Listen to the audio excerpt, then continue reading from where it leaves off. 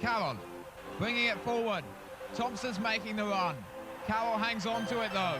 Still Davy Carroll. Could go all the way here. Oh, what a goal!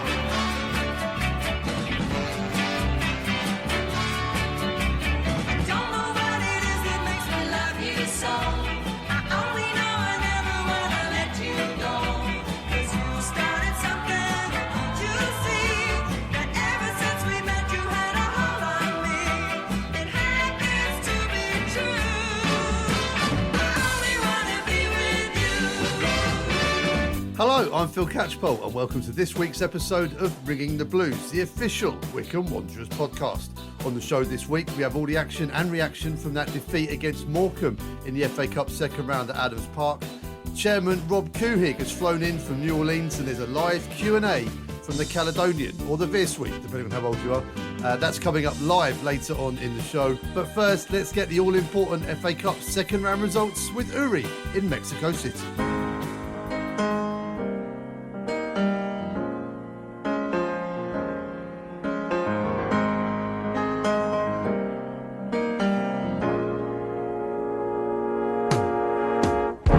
We are ringing the blues from Mexico City. It's me, Uri. And here are the results for the FA Cup. Second round results. Bolton 5, Harrogate 1, Cambridge 4, Fleetwood 0, Gillingham 2, Charlton 0, Maidstone United 2, Barrow 1, Newport 1, Barnet 1, Oxford United 2, Grimsby 0, Peterborough 2, Doncaster 1, Stevenage 1, Port Vale 1, Sutton United 3, Horsham 0, Wycombe 0, Morecambe Shrimps 2. And the other results: Eastleigh 2, Reading 1, Aldershot 2, Stockport 2, Chesterfield 1, Leyton Orient 0, Wrexham 3, Yeovil 0. Wasn't PJ Harvey from Yeovil? That was close to Glastonbury, I remember. Okay, Chairboys, that was a terrible result with only 20% possession. It was a dull game. Come on, only 3 shots on goal from Morecambe and 2 ended up in our goal? Oh my god. So, Chairboy Spanish this week. There will be no FA Cup magic this season. So let's go word by word. There will be habrá, like to have. There will be habrá. There will be no habrá. Magic, magia. This season, temporada, like temperate, or temporization, tempo, time. So there will be no FA Cup magic this season. No habrá magia de la FA Cup esta temporada. We wish Morecambe all the best in the next round. So that's it for this week. I'm back to England with my amigo Filiberto Cachapollos. Adios. Magnifique as ever, Uri. Right then, let's wind the clock back to Saturday. A very chilly Adams Park, Wycombe Wanderers versus Morecambe for a place in the third round of the FA Cup. Kane Vincent Young joined us on comms.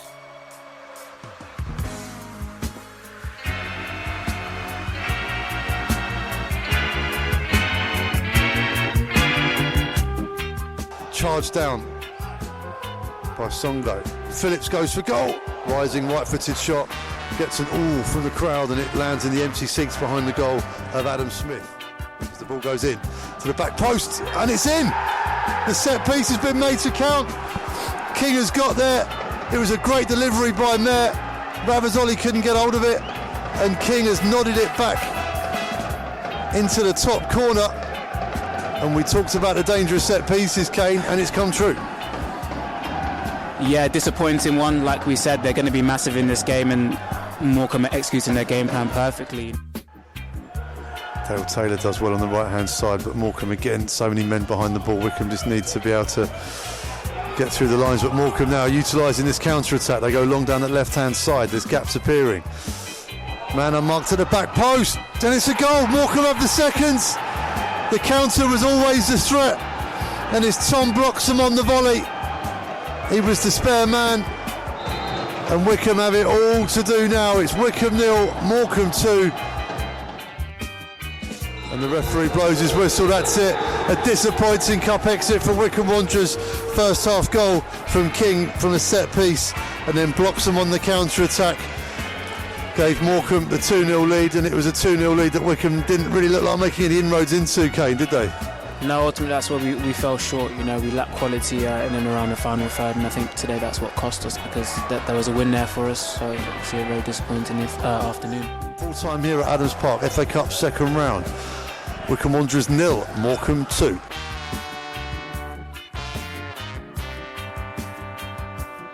Jack, not the result or performance that fans were expecting and wanting today? No, not at all. I was, you heard their boos at the end, and what can you say? It was horrendous, to be honest. I think the gaffer in his pre-match interview asked for intensity, energy.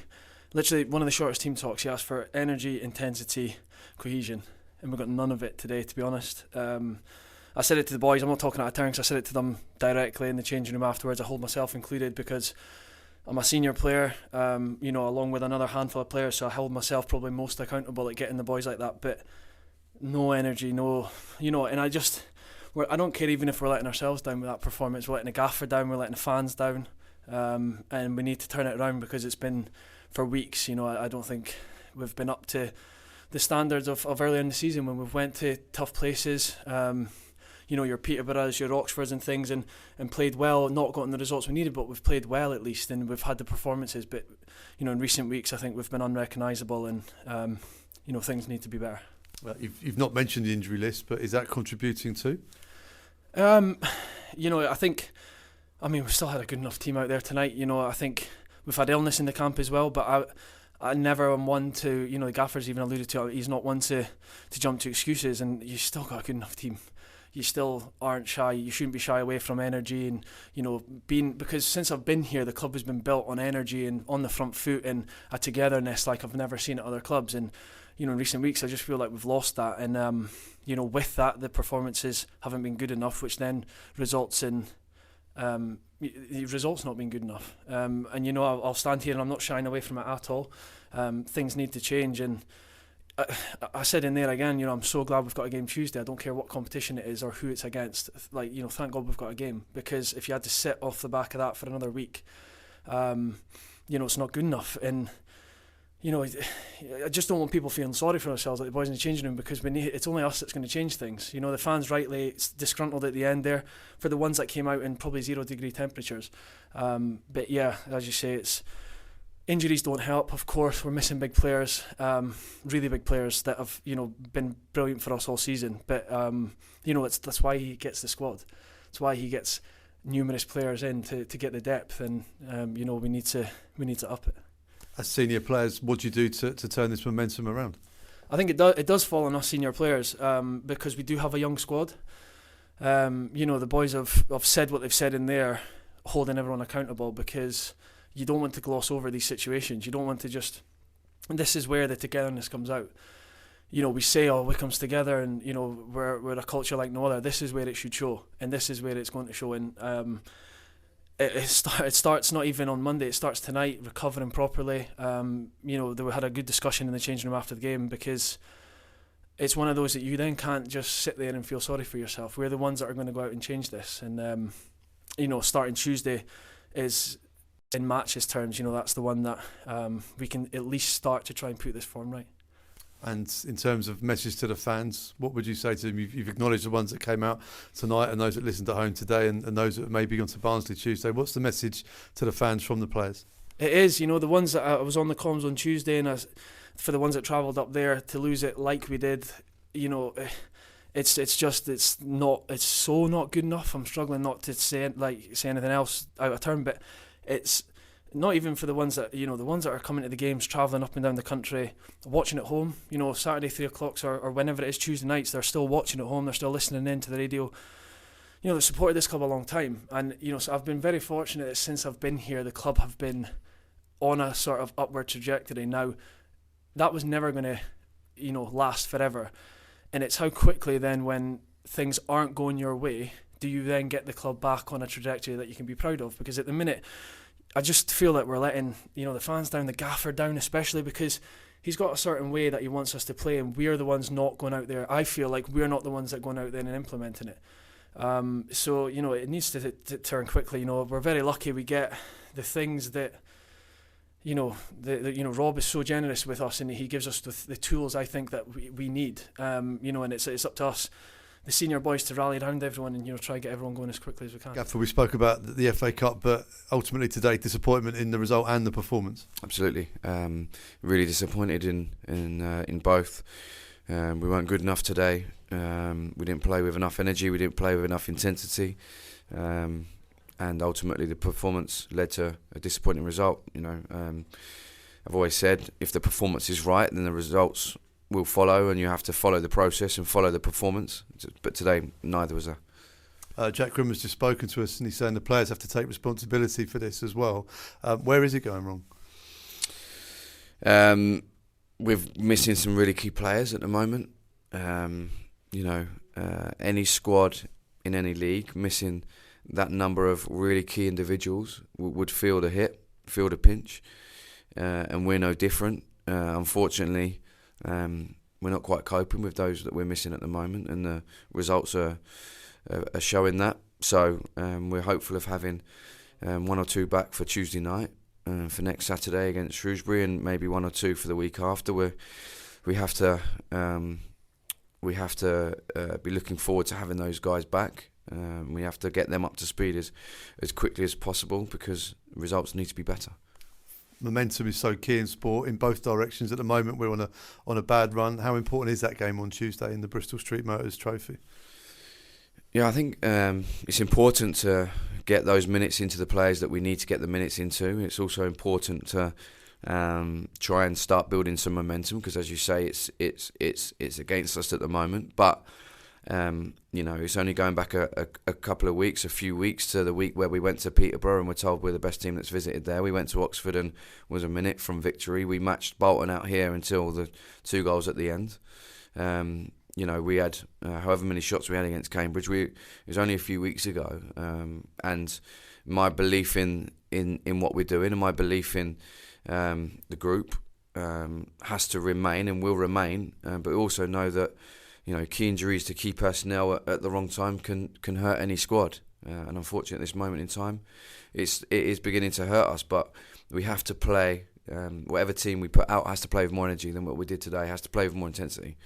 First and foremost, they're the hallmarks of this football club, and we didn't show that today, and we got what we deserved, which was nothing. Spirit has always been mentioned here about Wycombe Wanderers, and you learn a lot about people when things are going badly. What is the spirit like in the dressing room at the moment after that? You're right, you learn a huge amount about people when things are going poorly, and I've learned a load this week, which is important for me to know and to be able to action. So, we've learned a huge amount. The spirit has to remain strong. You have to fight when things are poor. And we have to make sure that we are picking a team with people in it that are willing to fight. Jack Grimmer's come out and said that the players need to take responsibility as well as a senior player. How does that make you feel as a manager as well? Because obviously you tell them what to do, they cross the white line, they're part of this. Absolutely, and that's why you would always hang your hat on Jack Grimmer, because he's an absolute incredible man. First and foremost, he would always put the team before himself. He would always put the club before himself, and that's the reason why I think so highly of him. We've obviously been out without him for a big chunk of the season, but his personality, his character, can never be questioned. So, listen, we're a group. We win as a group, and we lose as a group, and it's not me and them. And I know Jack's come out and said the players, but as a group, as a whole, we have to take responsibility for this as a group. And I'm part of that. The players are part of that. We're all part of that, and we have to continually work to improve, and we have to get better quickly. And with the fixtures coming thick and fast, I guess after a performance like today, a game Tuesday is exactly what we need. Absolutely, and we have to be ready to go Tuesday. The reflections of Wycombe player Jack Grimmer and manager Matt Bloomfield there after that disappointing game on Saturday. Understandably though, the Morecambe fans were in dreamland. Here's what they had to say in the opposition view. Danny Red Moore, Rob one. Bloody superb. So glad for everybody. I can't believe the possession stats that say we had 80%. When was the last time we had that number? It'd be nice to get a Premiership club away because we need the money. Man United, Liverpool, Newcastle. Probably be Maidstone away. James Main. Really pleased for Jed getting his first win as Morecambe manager. Fingers crossed for a good draw in the third round. Berlin Waller. A good draw for the next round. A win in front of a full house next week. And we might just have put that recent blip behind us. That could be one of the biggest wins in the club's history. Great effort. Derek Quinn. A perfect cup performance from the Shrimps. So chuffed for them. And Jed Brannan after what was a tough week. The fans were brilliant too. James Wakefield. Bring me sunshine in your smile. Bring me laughter all the while. In this, anyway, a spot in the third round. An understandably delighted set of Morecambe fans there, and we wish them all the very best in their third round tie away at Swansea City. Okay, it's time to speak to the chairman. Rob Couhig is fresh off the plane from New Orleans, and let's welcome him onto the stage here in the Caledonian /Veer Suite for a live Q&A. Put your hands together for Rob Couhig.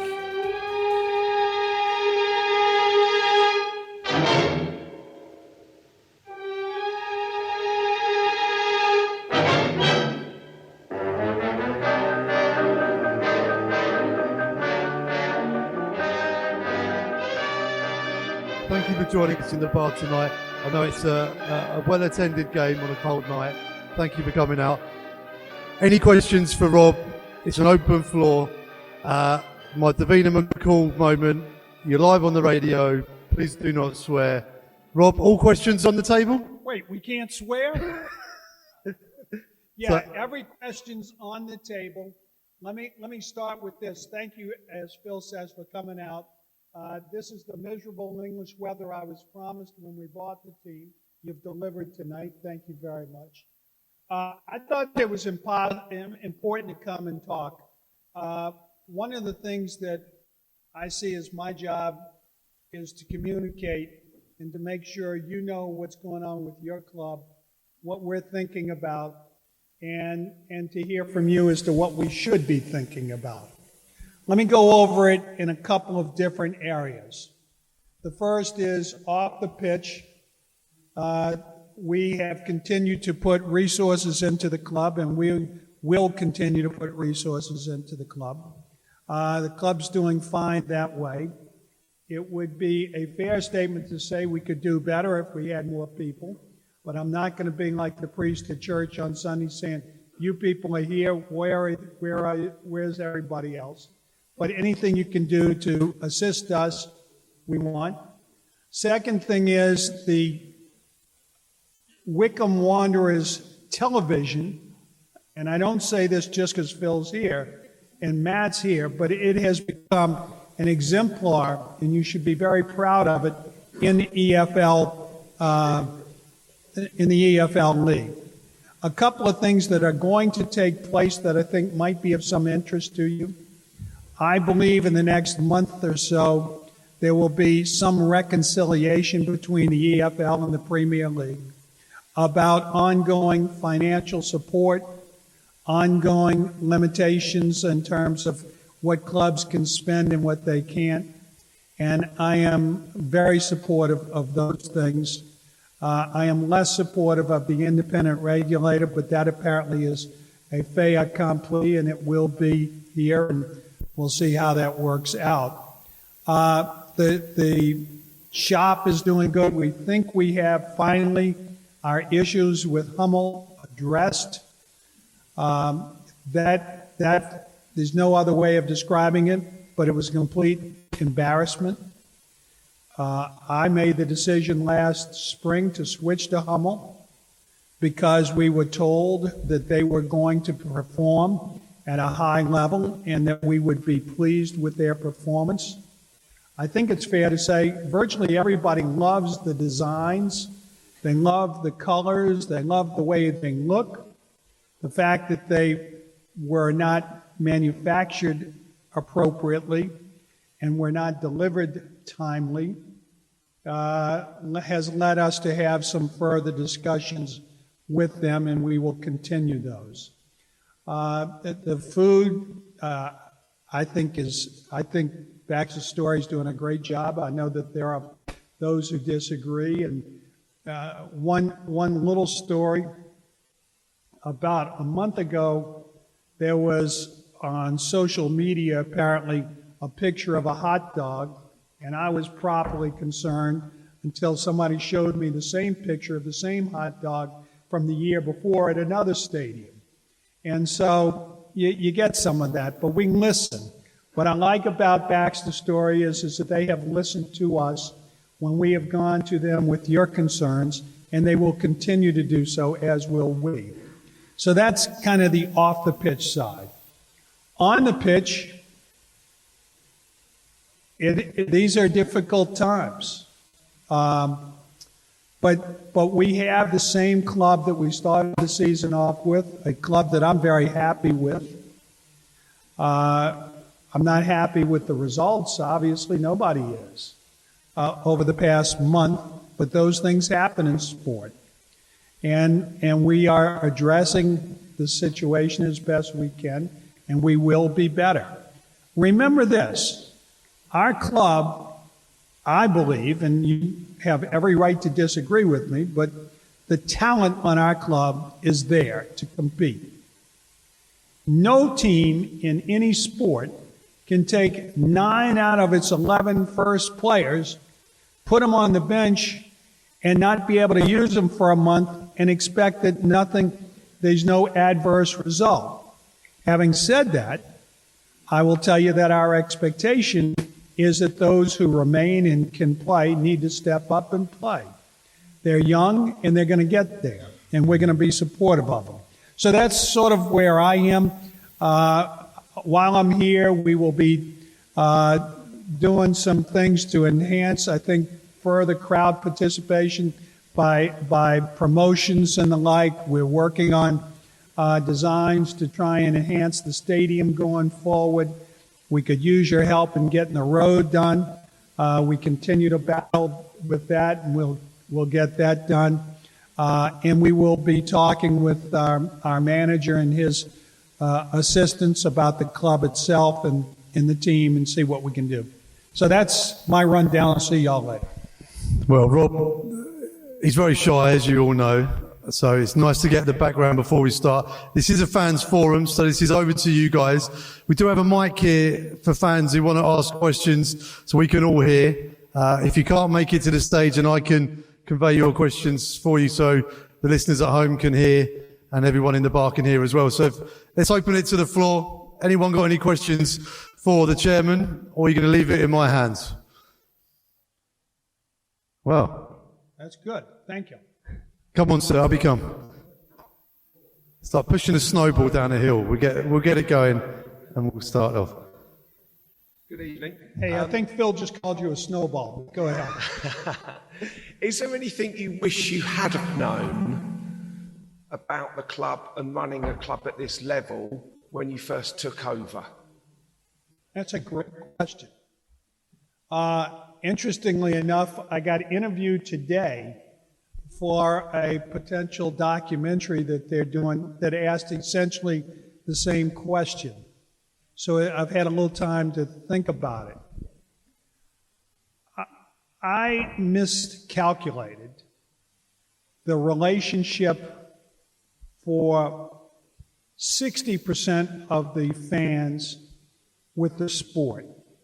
And I interpreted it to be much like other sports where you knew that you could get 30% of your expected audience because they like the sport, they like the competition, and they would come when, whether the team won, lost, it was on a Tuesday or a Saturday.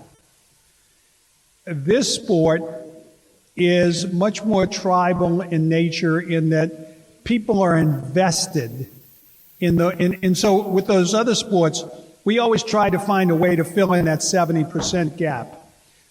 Fireworks, giving away a bobblehead doll or whatever. In this sport, I have watched people are keenly interested in what's going on every second of every play. And they're not as attuned to what's the fan experiences I thought they would be.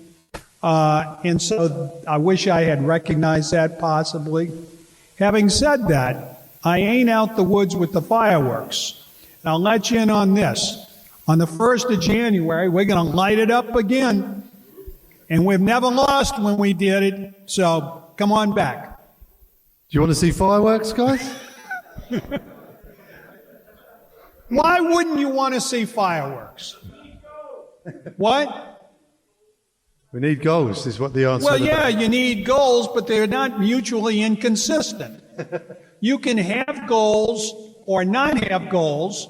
You can have fireworks that appeal to children who may not want to come out in the cold weather and watch 90 minutes of football, but certainly want to be there for the fireworks. And you know what's going to happen? They're going to want to come back because they're going to learn that they really like the sport. And so you got to try something different every once in a while. Any more questions? Come on, guys, don't be shy. Well, that was easy. Okay. Yes, mate, up you come. Wrapped up for the warm, good stuff. I love the hat. We need to get a Wycombe hat like that. You should do these in the show. Yeah. Okay. A couple of questions about players. How close were we to re-signing Lewis Wing? And, sorry, before that, why did we sell Ali Hamadi? Both good questions. Let me start with Ali because I, like you, I suspect every Sunday when I'm looking at the paper or in the internet to see how my team down at Wimbledon's doing, the first thing I do is I want to check to make sure Ali got in the game. He played, he scored, he's got an assist. And I could not be happier for him and for what he's doing. Ali is a unique player because, and I'm telling you stuff you already know, he has a capacity to score in the offense that they have, and I think in other offenses as well. Ali can bring something to English football that's truly unique. Even though he's a scoozer, am I pronouncing that right? Close enough? Scouser? Scouser. Please don't tell Pete I mispronounced it. But he is personified by an entire country as being their sort of representative in this sport in this country. And so they follow him. He's got a massive following. For us, under either Gaz or Blooms, he was not going to play as much as he's doing at Wimbledon. I mean, it's just a fact. His position they saw him at, and whether that was a good decision or not, time will tell. But for us, at this level of competition, he was not going to play as much as he did then. So I think Pete and them did a great job of helping this young man move to a place where he can play a lot, he can get to really show his wares, and we cut a deal with him that he could be one of our most valuable players this year. Again, if he was here, do I know if he would be playing or not? I don't know anything. I can tell you, but I like where he is now. I like what he's doing, and trust me, every day I want the best for him. Lewis Wing may have been my all-time favorite player for a lot of reasons. And it probably goes back. Remember, I'm not a big-time soccer or football fan. I'm learning the sport. But I'm trying to remember where we were when Wing kicked the ball in from about 35 yards out and almost took the goalie's head off. And at that point, I said, I like that kid. I want him to play a lot. Lewis was very expensive. We fight to keep a reasonable budget, and by reasonable, we're willing to support it, but it's got to be not unending. We thought he had a potential to go with another club. I think Lewis thought he was going to go to the championship, candidly. So he came to us and said, I want to move on. We talked about what we could pay him. He decided he could move and maybe find a different place to play that would pay him more. Fortunately for him, he did. Unfortunately for us, he came back as you knew it would. At the time he signed, you almost had the feeling it would happen to haunt us a little bit. So I think that to the question asked earlier, I'm still getting used to the idea that people that you think are going to be here forever aren't. And then when you think about it in the bigger context, none of us are here forever. So I just want the best for Lewis. And let me say this. The guys on our team know they get paid every month. Any other questions from the audience? Rob, while we wait for another... we have a late... It's like question time. Yes, sir. Rob, what do you think about the development squad? And if it was Can you turn that down? the question is about the development squad, and how do you think it's progressed over the last 18 months or so? I think the development squad is the single best thing that we have going at Wycombe football. And I give 97% of the credit to Pete, because he insisted on it when we came here. You may remember that. And he pushed it. And Gaz was okay with it because he wanted to make Pete happy, but they saw what's happened. I think what Sam Grace has done has been instrumental in helping. I think Blooms and those guys see what's going on. But if you look at our development squad, we probably have 6 kids who are going to legitimately play League One, League Two, Championship. 1 or 2 have a chance to go all the way. What they do as well as they begin to build the concept still makes me a little squeamish of we're building value in people that we're going to sell, but it is in fact a reality. We made last year when Annis moved on real money. We'll make it again if he moves on. We made real money, or we'll make real money when Ali moves on, which allows us to compete with those clubs that have bigger fan attendances. We have some other guys that I think will be shockingly good. We're very lucky Max Cavanagh's brother's here, and Max has been a very pleasant surprise to some people, not to Pete and I, because we'd seen him play in high school.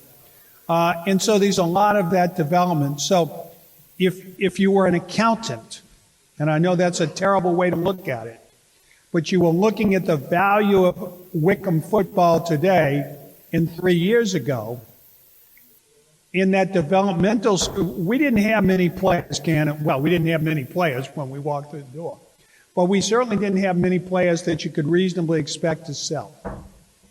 Now you have probably 6 to 8 who have legitimate value if you wanted to sell them.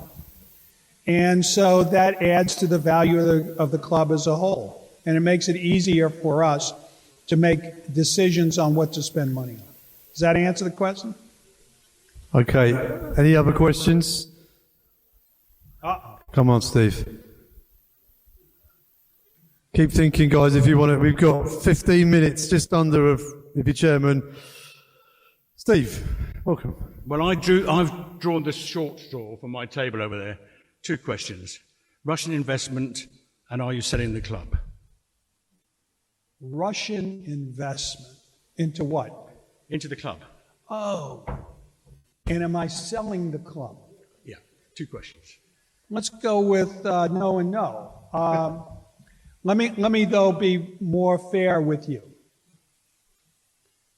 Missy, Pete, and I have put in the past year about £4.5 million, thereabouts, to make up for the shortfalls and to help us to get to our goal of having a championship caliber club. We have looked at potential investors. Anybody that we have discussed with, and I know there's been some word about an investment with Feliciana, and Feliciana only has one asset, and that's here. Well, in Missy and me. But anybody who we would look to have as an investor will have to meet EFL approval and our approval. And our approval stance is pretty simple. They have to be honorable people, they have to be public people, and they have to be people of wealth that aren't on the edges, so that this money that they would put in would be it. We have some guys who meet that criteria that we've talked to, and frankly, if they and I come to an agreement, we'll bring them in, as long as they understand the Wycombe way. And by the Wycombe way, it is to understand that this is a family-owned club, even though it's our family now, and it was your family, but at the end of the day, it's the same sort of morals and goals. Will we sell the club? I'm 74 years old. I got on the plane 18 hours ago, maybe 20 hours ago now. I'm going to be here for 3 days, and when I got off the plane, I went into meetings, and I've been in meetings for the past 7 hours. I'll watch the game tonight. I may get a hold of Blooms at halftime and give him some advice. And then after the game, I'll meet with Blooms, and then tomorrow morning at 7 o'clock, he and I will begin our series of meetings. I'll go through meetings all day tomorrow. I'll go through them all day Thursday, all day Friday. Saturday, we'll watch the game. Sunday, I go home, and it's another 18 hours. At some point, that may get a little old. But for now, it's not. Any more questions? What do you think? You mentioned the road earlier, and you said about all of these people here can help. What does that mean? And where's the road at? What's happening? The road, it's inconceivable to me. But the town or the county or the local governmental agency is still reviewing whether to allow a turnoff onto the road to have people come here that would relieve pressure in the town, relieve pressure in the sands, relieve pressure on the road coming in, which would be safer for people, and not add a single new car to the entire deal. But they're going through it, and I leave it up to Neil Peters, our chief of operations here. He's doing a great job working with the local governmental people. And yell at Neil. Go ahead. Sorry, just two questions. Step a little closer. In a town where the population is increasing, attendances are going down. So firstly, what are we doing to get new fans to the club? And second of all, as a dad of 3 kids, season ticket holders, the current pricing structure of items within the club shop, merchandise, is pricing us out. What are we doing to address that? Fair enough. For those of you who did not hear the question, it was essentially, and tell me if I'm wrong, we have a population that's going up in this locale, but at the same time, attendance is going down. I will argue the first part, or the second half of the first part. The attendance is not where it was at this time last year because we lost 3 Saturday games and changed them for Tuesday games. If you went back and put the normal attendances there for a Saturday, we'd be about where we are. But that doesn't answer the real question. What are we doing to try and increase attendance?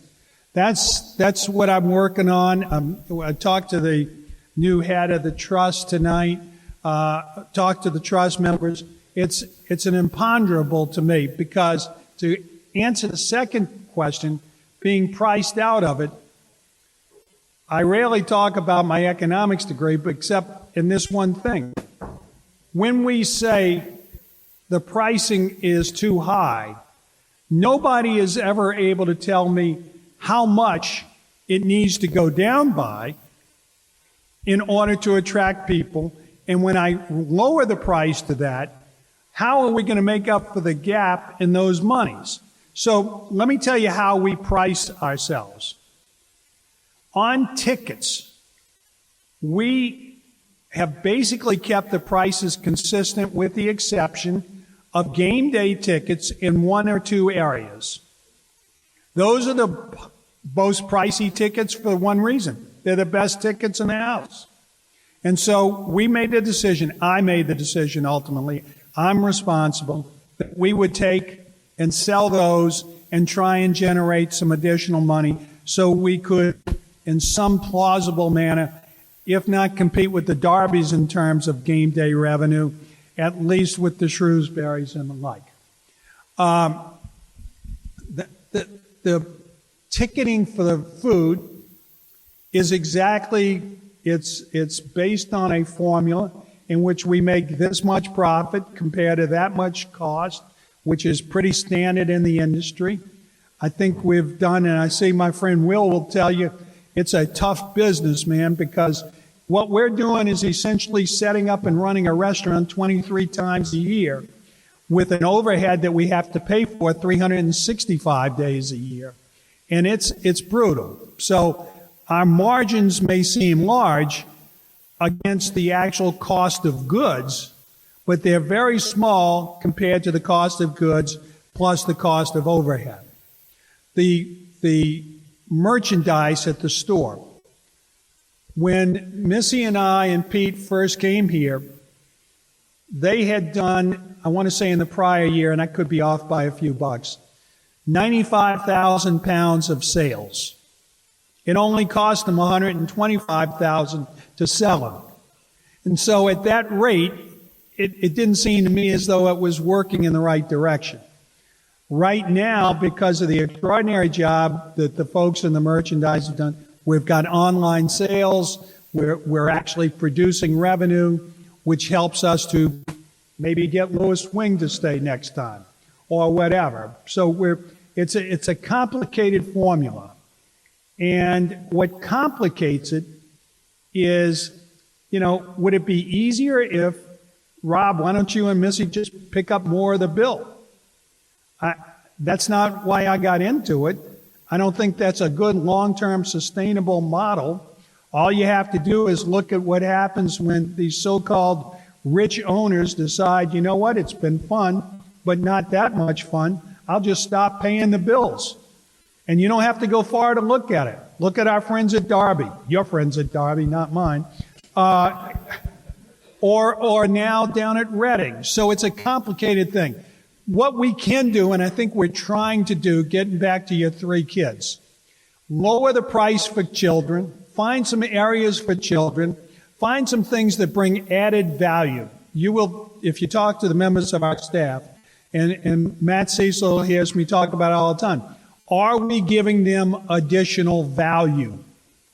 Are we giving them something that can compete with somebody else for whom you might want to have 20 pounds? Therefore, on January 1st, when you come out and you spend your money on the ticket and your kids are there, I guarantee you the kids are going to love the fireworks. So it's a terrible answer, but it's the best I got for you. Go ahead. We're coming towards the end of our time. Rob, I want to rally the troops a bit at the end here, or I want you to rally the troops. I remember the first time you sat on this stage, you said we'd be in the championship. A lot of people laughed that night. You're an optimist. It paid off that night. You're an optimist for this season still, right? We're having a bit of a bad run of results. Fire up the troops for me. Well, I mean, look, why do you love sport? It's the competitive nature of us. You can hear and read and see everybody talk about how if we all just got together and sang Kumbaya, how wonderful the world would be. But what would you do on a Tuesday night or a Saturday afternoon? We're here to compete and do the best we can. And look, I will tell you where Gaz was right and I was wrong. There is a difference in the size of clubs because bigger clubs can afford certain toys and trinkets that we can't. They can afford certain players that skew our budget and so we won't have. But what we can do and what we do and what we will always do is build a squad that is competitive, that will win the day because they play hard into the final whistle. And if they don't, they understand that they're held up by peer pressure, they're held up by managers who demand, they're held up by an ownership group. But the thing you guys really need to know, and it is true to every player, when I talk to them, they play for you guys. And so all I can ask you to do is, when the going gets tough, now's the time to get behind your club.